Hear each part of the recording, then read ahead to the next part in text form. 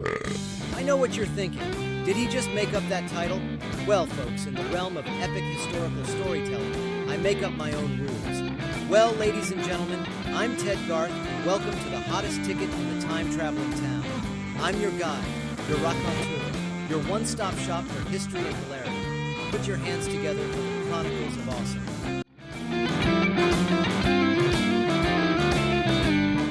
Once upon a time in the 14th century, Europe was thriving, or so it seemed. Enter the Black Death, the party crasher of all party crashers. Imagine this. You're dancing the medieval equivalent of the Macarena, and suddenly everyone drops dead. That's essentially what happened. In the mid-1300s, the bubonic plague, aka the Black Death, descended upon Europe like an uninvited guest with a penchant for chaos. Rats, along with their notorious friends, fleas, carried a deadly bacterium that caused widespread panic, wiping out around 25 million people. Now, this wasn't your typical, let's just stay indoors for a while situation. Entire communities were decimated, leaving survivors in a state of shock. But hey, every cloud has a silver lining, right? Fast forward a bit, and here's where the Renaissance waltzes into the picture. The survivors, having a sort of YOLO moment, decided it was high time for a cultural glow-up. Society went from a post-apocalyptic vibe to an atmosphere of renewal and rediscovery. Imagine the first person saying, well, we've survived the Black Death. Might as well appreciate life. And so began the Renaissance, a period of rebirth that embraced the human experience in all its glory.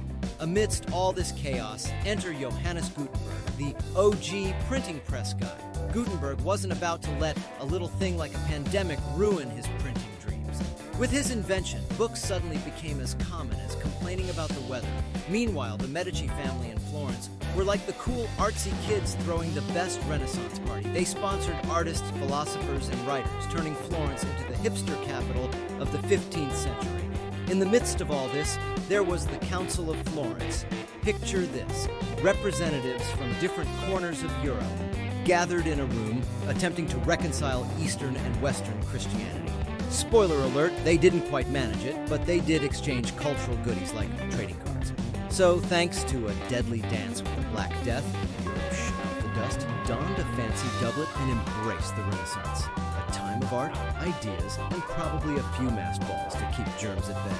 The lesson: even in the face of the worst party crasher ever, humans can still turn the beat around with a little creativity and a lot of resilience. Cue the Renaissance jazz hands. As we close this chapter of our journey, remember, my fellow time groupies, the past is like a mixtape. It's got the hits, the hidden gems, and maybe a few questionable fashion choices. Anyway, if you like my video, don't forget to subscribe. Share it to your other groupies if you like to. Stay rad, stay historical. Remember, never underestimate the power of a good motto. Good night, time groupies.